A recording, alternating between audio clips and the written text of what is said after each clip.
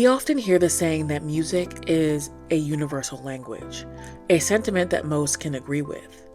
If you've ever been to a live show of any kind, you know too well the communal feeling of admiration and excitement pulsing through the crowd of a show and through you.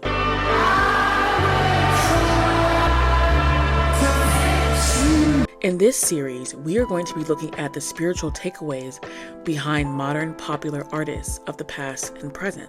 While there are few places where one can separate the artist from the music in this day and age, I will make an attempt to share the deep spiritual takeaways behind the music we know and love.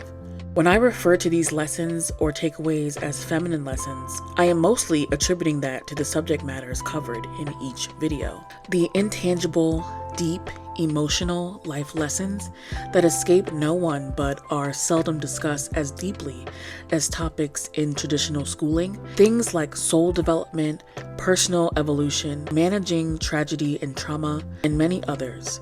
These are the kinds of subjects I'm referring to when I use the term feminine lessons. And while many of our focal subjects may be female-identified artists, feminine lessons are not exclusive to the anatomical female experience. And yet, with that being said, for those who do identify as female in society, you may find that these lessons speak more directly to the ways in which you've gone about living your life. Remember that masculine and feminine energy are not specific to gender. We all possess both energy polarities, but oftentimes lean to one side more than the other. In this breakdown, we are going to be taking a dive into the soul lessons of Alanis Morissette and her work on the acclaimed album Jagged Little Pill, a lesson in self-awareness as a pathway to unconditional love.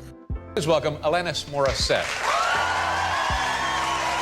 Alanis Morissette pioneered the angsty feminine archetype for a generation, and while many look back on Jagged Little Pill as an album of pure disillusionment, there are deep sentiments of self-awareness that serve as a higher, more functional takeaway in modern day. Alanis, like many feminines currently, is just painfully becoming aware of self and herself in relation to others.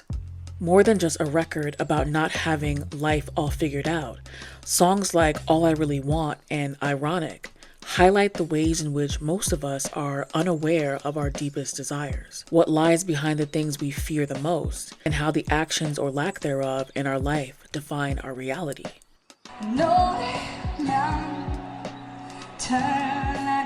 But underneath the dissonance felt in songs like You Ought to Know is a deeper understanding and appreciation for imperfections of self, and the realization that with those imperfections, one still has the right to respect, kindness, and joy.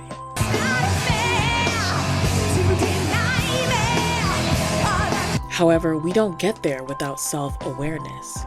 It is nearly impossible to foster true unconditional love and respect without first confronting truth. As felt on Head Over Feet when Alanis acknowledges her unhealthy conditionings around love and how that blinded her from the healthy new love she is describing in this record. And I've never felt this healthy before. An experience that many feminines long to have. The feeling that we found a counterpart who was a pleasant surprise in all of life's uncertainties. The key, however, according to Alanis, is self-acceptance. I'm high, but I'm grounded. I'm sane, but I'm overwhelmed.